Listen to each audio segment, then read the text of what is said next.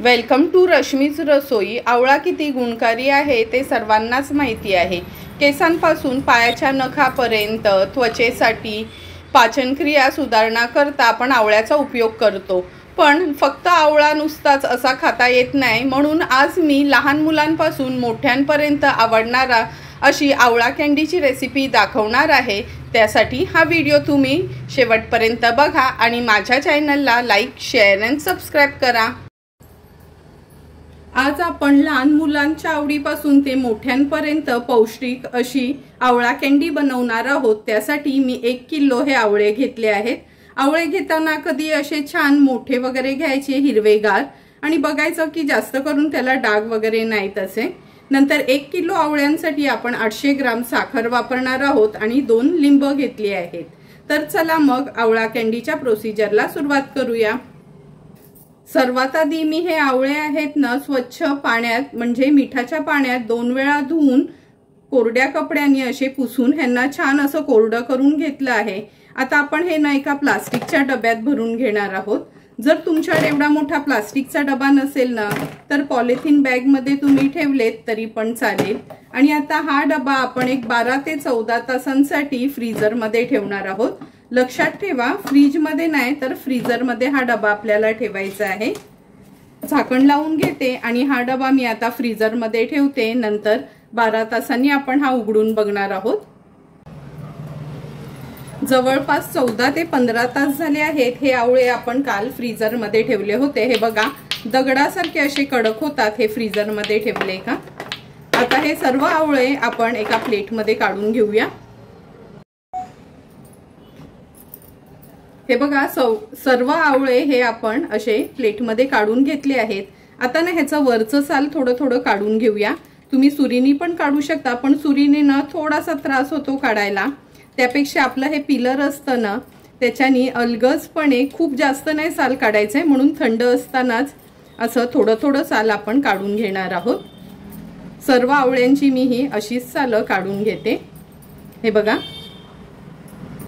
एक एक करून सर्व आवळ्यांचं हे बघा साल काढून घेतलं आहे।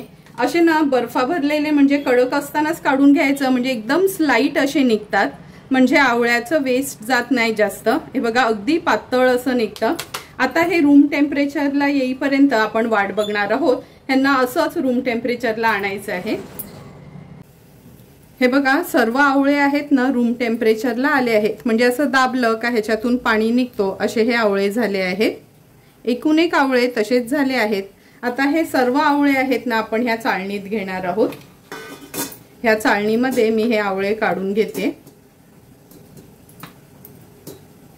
आता हे आवळे आपण ना एक 10 मिनिटाकरता वाफवून घेणार आहोत। गॅसवर आपण हे पाणी उकळवत ठेवलं आहे। आता ही चाळण ह्याच्यावर ठेवूया आणि झाकण ठेवूया आणि 10 मिनिटाकरता हे आवळे आपण वाफवून घेऊया। 10 मिनिटं झाले आहेत, झाकण काढून बघूया। हे बघा, तुम्ही बघू शकता हे आवळे आहेत ना असे साइडनी ओपन व्हायला लागले आहेत। आता गॅसची फ्लेम स्विच ऑफ करूया आणि हे सर्व आवळे मी एका प्लेट मध्ये काढून घेते। हे बघा, सर्व आवळे आहेत ना असे थोडे थोडे ओपन झाले आहेत, म्हणजे ह्याच्या फोडी निघतील असे झाले आहेत। आता हे थोडे गार करून घेऊया, म्हणजे याची वाफ कमी झाली ना का ह्याच्या फोडी आपण सेपरेट करून घेणार आहोत। तोपर्यंत ही साखर आहे ना 800 ग्राम साखर आपण घेतलेली 1 किलो आवळ्यांसाठी, ही साखर मी मिक्सरला थोडी बारीक करून घेते। हे बघा, आपण हात लावू शकतो असे हे आवळे गार झाले आहेत आणि असे हे ओपन झाले आहेत। आता ह्या आवळ्याच्या फोडी आहेत ना अशा आपण ह्या सेपरेट करून घ्यायच्या आहेत।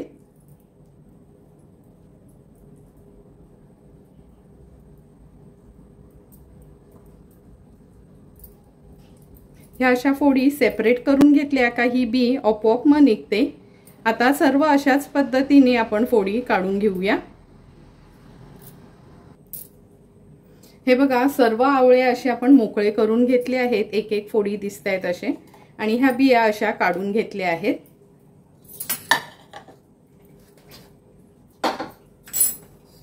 आता आपण मिक्सरला ही बारीक केलेली साखर ह्याच्यात ऍड करूया। तुम्ही अख्खी साखर पण घालू शकता, पण मी अशीच ना थोडीशी बारीक करून घेतली आहे। व्यवस्थित मिक्स करून घेते।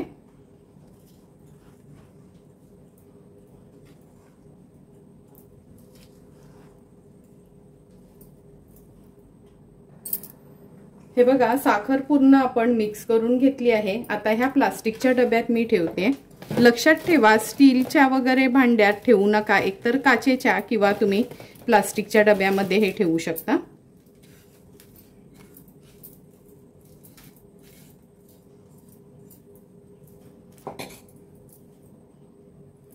आता आपण ह्याच्यामध्ये 2 लिंबाचा रस ऍड करणार आहोत। लिंबाचा रस ऍड केला ना का हे आवळे सुकवले ना का पण काळपट होत नाहीत। व्यवस्थित मिक्स करून घ्यायचे।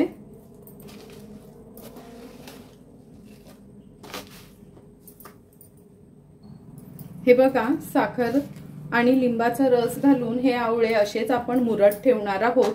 2 दिवस तरी किमान आपल्याला हे असेच ठेवायचे आहेत। आता ह्याला मी झाकण लावून घेते, पण उद्या मी हा डबा तुम्हाला उघडून दाखवेन का ह्याला कसं पाणी सुटलंय ते।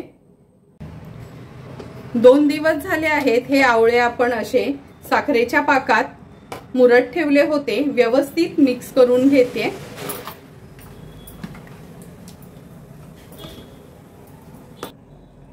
मिक्स करून झाल्यावर हे सर्व आवळे आहेत ना आपण ह्या चाळणीत काढून घेऊया, म्हणजे जो पण ह्याचा पाक किंवा रस तयार झाला तो खाली पातेलात येईल आणि सर्व ह्या आवळ्यांमधलं पाणी निघून जाईल। पसरवून घेऊया आणि एक 10 मिनिटाकरता असेच ठेवून देऊया, म्हणजे पाणी त्यातलं पूर्णपणे निघून जाईल। 10 मिनिटं झालेत। हे सर्व आवळे आपण अशा चाळणीत काढून घेतले आहेत। हे बघा, त्यामुळे ह्या आवळ्याचं पाणी पूर्ण म्हणजे साखरेचा पाक आहे तो खाली आला आहे। आता हे आवळे आहेत ना आपण एका प्लास्टिकच्या प्लेटमध्ये काढून घेणार आहोत। लक्षात ठेवा स्टीलचं ताट वगैरे वापरू नका, नॉर्मली काचेची प्लेट किंवा प्लास्टिकची प्लेटच यूज करा। एक एक करून असे सर्व हे आवळ्याचे तुकडे आहेत ना मी अशा ह्या प्लेटमध्ये काढून घेते। हे बघा सर्व आवळे आहेत ना आपण 4 प्लेट्स मध्ये असे करून घेतले आहेत। त्या काचेच्या प्लेट्स मध्ये पण ठेवले आहेत। आता आपण हे उन्हात सुकवणार आहोत, पण कंटिन्यू उन्हात नाही, एक 3 तास उन्हात ठेवायचे, नंतर पंख्याखाली सुकवून घ्यायचे आहेत। आणि जो हा आवळ्याचा पाणी राहिला आहे म्हणजे साखरेबरोबरचा, तर हा पाणी फेकून न देता आपण सरबत म्हणून ह्याचा वापर करू शकतो। थोडंसं मीठ आणि जिरा पूड घालून पाणी किंवा बर्फ घालून छान असं आपल्याला ऍसिडिटी वगैरे झाली तर जसं आपण आवळ्याचं सरबत पितो ना तसाच ह्याचा उपयोग करून घ्यायचा आहे। त्यामुळे मी हे एका बॉटलमध्ये भरून घेते। आता 3 दिवसासाठी आपण हे दिवसात ना 2 ते 3 तास उन्हामध्ये ठेवायचे आहेत। बाकीचा वेळ पंख्याखालीच हे सुकवून घेऊया, नंतर 3 दिवसांनी आपण हे आवळे बघूया। 4 दिवस झाले आहेत हे आवळे आपण सुकवून घेतले होते, कारण का पाऊस असल्यामुळे 2 दिवस मी फॅन खालीच हे सुकवून घेतले आहेत आणि 2 दिवस उन्हात ठेवले होते। हे बघा तुम्हाला आवाजावरनच कळेल का किती सुंदर असे आपले हे आवळे तयार झाले आहेत। नेहमीच आपण ही विकतची आवळा कँडी घेतो, पण अगदी पांढरे शुभ्र असे हे आपले आवळे तयार झाले आहेत। आता हे तयार झालेले आवळे आपण एका सर्विंग बर्नीमध्ये किंवा सर्विंग बोलमध्ये सर्व करून घेऊया। सुंदर असे पांढरे शुभ्र हे तयार झालेले आवळे आपण आता ह्या बर्नीमध्ये भरून घेतोय।